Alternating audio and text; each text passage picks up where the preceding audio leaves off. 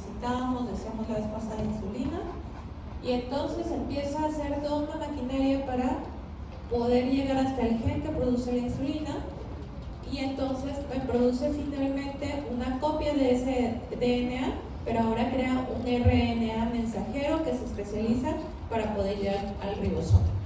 Algo importante antes de empezar la traducción es sobre cómo leemos. La traducción entonces va a ser ese último proceso donde ya vamos a hacer una proteína a partir del RNA mensajero.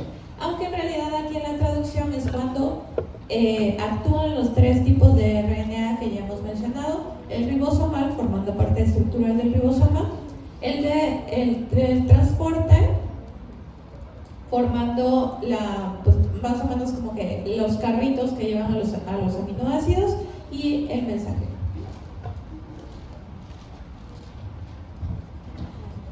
En el RNA mensajero vamos a tener una secuencia de nucleótidos que tiene ribosa, que tiene uracilo en lugar de timina, que se van a estar leyendo de 3 en 3.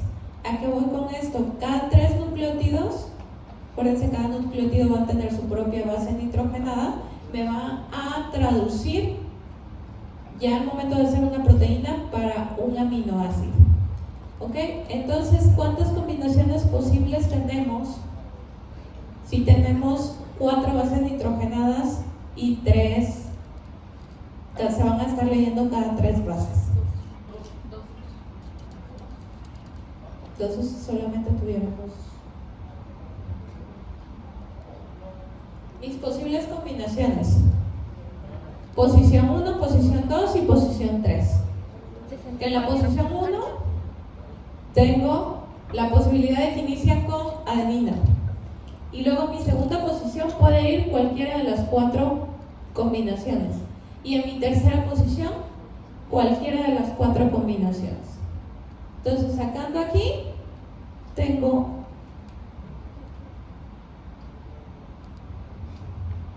más o menos como 60 posibles combinaciones. ¿Y cuántos aminoácidos necesito para hacer proteínas? ¿Cuántos aminoácidos tenemos? O sea, ¿de cuántos aminoácidos se forman las proteínas? 20 nada más. Entonces, me sobran combinaciones, ¿no? ¿Qué va a pasar? Que va a haber más de una combinación para hacer un solo aminoácido, pero esa combinación va a ser específica para ese aminoácido. ¿Sí me explico? Por ejemplo, aquí, la leucina tiene ¿cuántas posibles combinaciones? Empieza con uracilo, y luego la tercera posición puede ser adenina, guanina o citosina.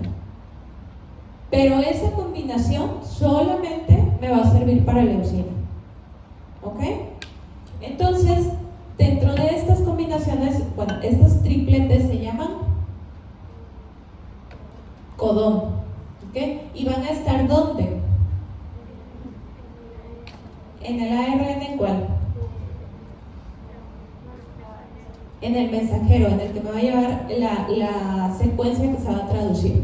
¿Ok? Entonces, primer concepto, el codón es un triplete de nucleótidos, más bien definido por sus bases nitrogenadas, que van a estar en el ARN mensajero.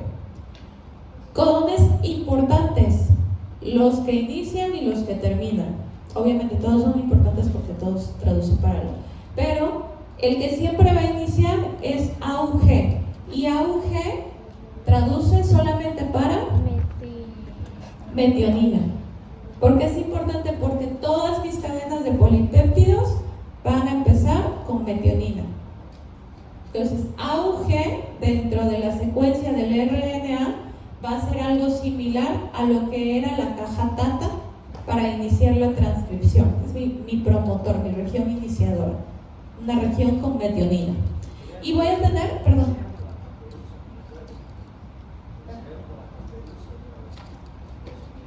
no, aquí ya es exactamente mi DNA, perdón, mi RNA mensajero, o sea, ya fuera de la caperuza. Fuera de la caperuza. Entonces, después de la caperuza, tiene que haber una región cercana que esté a AUG, que sea metionina. Y Y es ahí donde ese es el indicador de que ahí va a iniciar la traducción. Y luego, ¿cómo saber cuándo terminar? Tengo 3 regiones que no me traducen, 3 codones que no me traducen para un aminoácido, sino que lo que me traducen es una parada, un stop. Entonces tengo UAA, para que se acuerden de Nemo, UAG y UGA. ¿Ok? Son mis 3 posibles combinaciones que son paradas. Entonces, el concepto código genético se refiere precisamente a esto, a las posibles combinaciones de bases nitrogenadas de 3 en 3 que me traducen para un aminoácido en particular. ¿Qué sucede cuando por alguna razón mi RNA cambia a una sola base nitrogenada?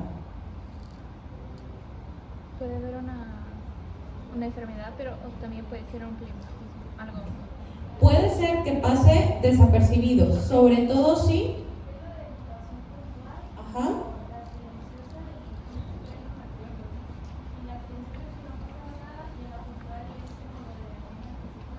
Exacto. Ok. Entonces, puede ser, por ejemplo, que yo tenía una secuencia de asparagina y entonces es A, C o A, U. Si yo cambio mi última posición y en vez de C le pongo U, no va a pasar absolutamente nada, porque la combinación al final de cuentas me da para el mismo aminoácido. En cambio,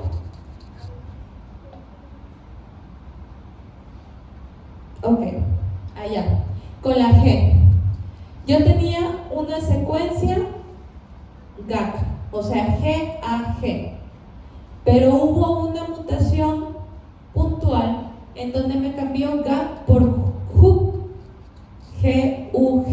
¿Qué pasa? Yo tenía ácido glutámico y terminé haciendo GUG valina. Si eso pasara en mi cadena beta de la hemoglobina, nada más un cambio en una sola base nitrogenada me produce un tipo diferente de anemia que se llama anemia S, un tipo diferente de hemoglobina que se llama hemoglobina S, ¿ok? Que se traduce en una enfermedad que le va a dar muchísimos problemas a lo largo de la vida del paciente y va a mermar mucho su calidad de vida. Entonces, las mutaciones de una sola base nitrogenada pueden representar un problema muy grande o pueden pasar por algo. Sí, todas inician con metionina. Ajá, con metionina todas. ¿Ok? ¿Y qué sería lo peor que pudiera llegar a pasar?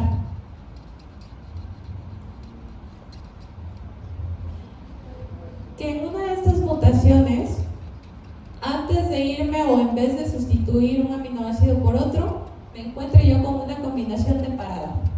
Entonces, si por ejemplo yo quería hacer tirosina, que sería UAU, y en vez de eso lo cambio por UAG, ¿qué va a pasar? Se detiene y no voy a poder producir la proteína. Entonces voy a tener deficiencia de la proteína que ocupaba esa combinación. ¿Okay? Entonces, la posibilidad de una mutación puntual es muy grande. ¿Okay? Puede ir desde nada hasta una deficiencia que sea importante.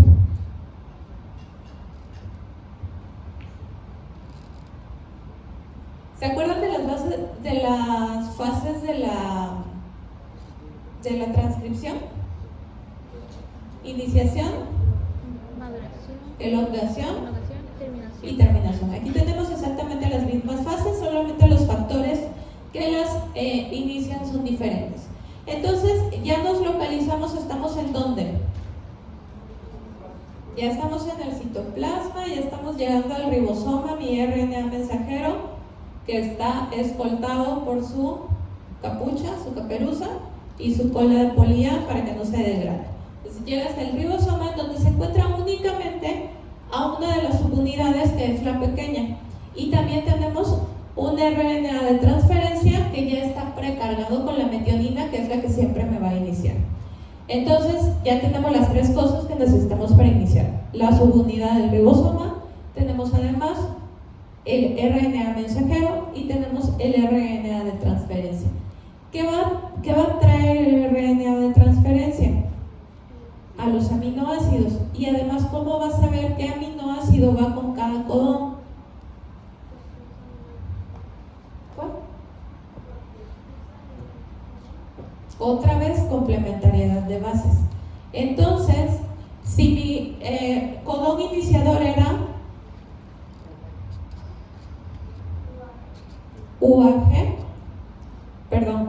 AUG, entonces mi complementario a ese va a ser UAC. U complementando la adenina, A complementando al uracilo, C complementando. Por eso aquí en el dibujo se ve mi RNA de transferencia con mi anticodón, o sea, el complementario AUAC, que va a ser el anticodón para metionina. ¿Sí?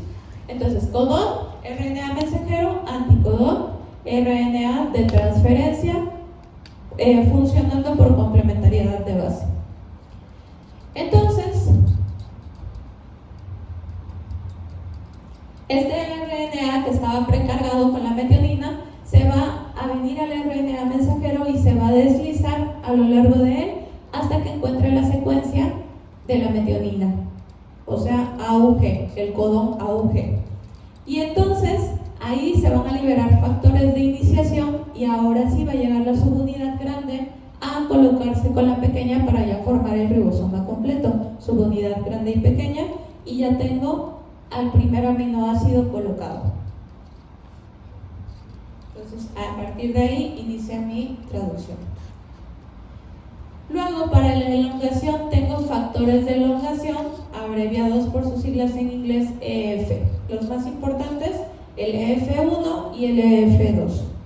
El EF1 va a ser este factor que se va a encargar de que todos los aminoácidos que vienen con su RNA de transferencia puedan encontrar su RNA mensajero, su secuencia complementaria de RNA mensajero. Entonces es el que me va a ayudar a que el de transporte encuentre su codón, aunque se una codón y anticodón. Luego, si se acuerdan, todos los aminoácidos, o bueno, más bien, sí, los aminoácidos tienen un extremo amino y un extremo carboxilo. Y para que se forme un polipéptido, tiene que haber una unión entre estos dos extremos. Entonces va a haber una ligasa, que aquí se llama peptidiltransferasa, que va a crear ese enlace amino-carboxilo entre cada uno de los aminoácidos para ir formando la cadena. Y finalmente, lo que va a ir pasando a lo largo de todo mi ribosoma es que mi ribosoma no se va a mover. Entonces, ¿qué es lo que se va a mover?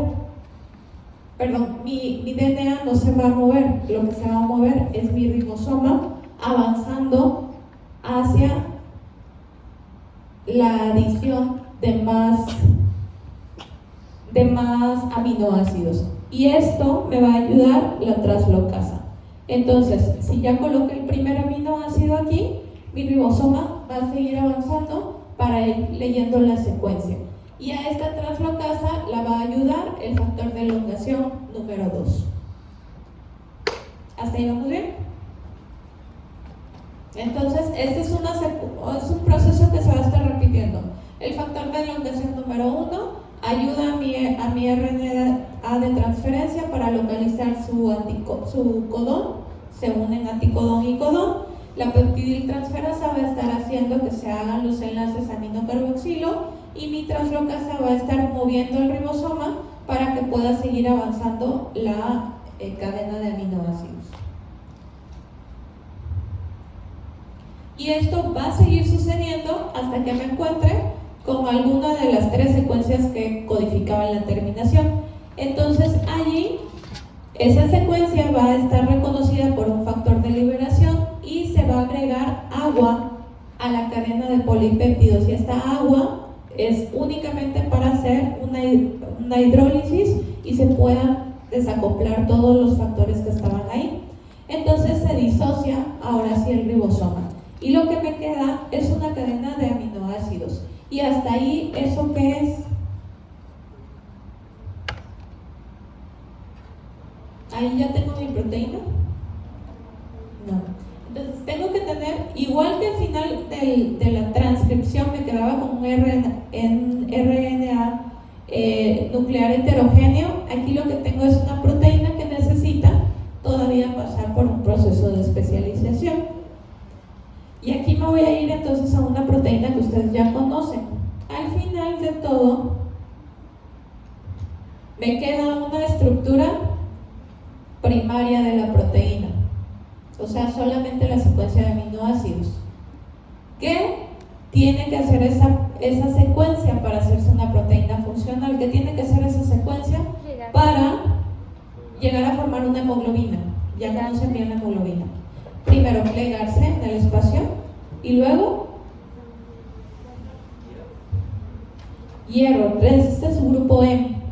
¿Ok? Entonces necesita una modificación post-traduccional, en donde yo le agrego los grupos que esa proteína requiere. Si aquí solamente creé una cadena de beta-globina, necesito otra cadena y necesito otra cadena de alfa-globina y necesito otra cadena de alfa-globina para que las 4 cadenas, es decir, una hemoglobina necesita 4 veces este proceso. ¿Sí me explico? Solamente el proceso de traducción para formar su 2 alfa, 2 beta y al final pueda agregar mi grupo M. No, se agrega. El proceso de formación del anillo de protoporfirina es otra cosa totalmente diferente. Entonces, lo que estamos viendo aquí solamente es la base, porque todas las moléculas que necesitamos para vivir tienen como base un polipéptido. Y luego ya agrego el número de polipéptidos que sean necesarios y agrego lo que se necesita. Que si va a ser una proteína de membrana, pues le agrego los lípidos para que pueda estar en la membrana. ¿Sí me explico? O sea, todo lo que se ocupe después de que se forme la cadena de muchos aminoácidos. Exactamente. Entonces solo estás creando la base. Y todo en nuestro cuerpo va a necesitar aminoácidos, va a necesitar la proteína, el polipéptido base, para que luego se acoplen otros polipéptidos y luego ya pueda formarse la molécula especializada que tú necesitabas. Entonces aquí, al final, elimino metionina, lo asocio con otros polipéptidos o con el grupo protésico, o sea, los grupos especializados que yo necesite, le añado grupos para funciones específicas, le añado un péptido de señal en el extremo amino para que pueda atravesar la membrana, algo parecido a la cola de polilla, para que pueda atravesar la membrana sin degradarse, y de ahí lo que necesite, según la función que vaya a hacer esa molécula de proteína. Pero esto es la base para que se formen todas las que conocemos. ¿Se entendió? ¿Ya me lo dicen solos? Ok, ¿qué es eso? Un ITIM. Esa es mi unidad pequeña de ribosoma. Anda por ahí también para la iniciación mi RNA de transferencia que tiene a la metionina, porque siempre va a ser la primera en llegar. Tengo a mí, que es la línea larga, ¿cuál? Tengo mi RNA mensajero. Y una vez que ya se acoplaron ellos, entonces llega mi unidad ribosomal grande. Y entonces ahora sí ya tengo la maquinaria completa para iniciar la elongación. Y en la elongación tengo un factor de transferencia tipo 1 que me ayuda y que me va trayendo a todos los RNA de transferencia y que vayan encontrando a su complementario dentro de la cadena del mensajero. Tengo una ligasa, que es la peptidiltransferasa, que me va a ir uniendo la metionina con el siguiente aminoácido, con su extremo aminocarboxilo, o sea, la ligasa. El de transferencia únicamente deja el aminoácido y se va, y como ya está formado el extremo aminocarboxilo, se va elongando la cadena de aminoácidos.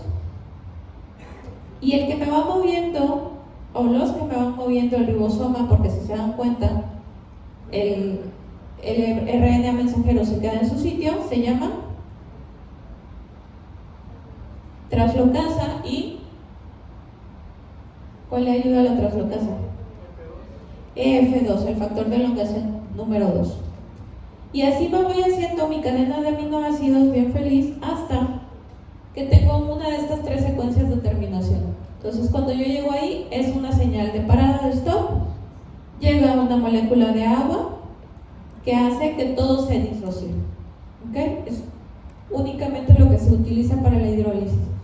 Y se desacoplan todas mis unidades y al final de todo tengo únicamente una cadena de aminoácidos que se va a juntar con más cadenas y se va a juntar con más grupos para poder llegar a ser una molécula que forme parte de la maquinaria que necesitamos para crecer.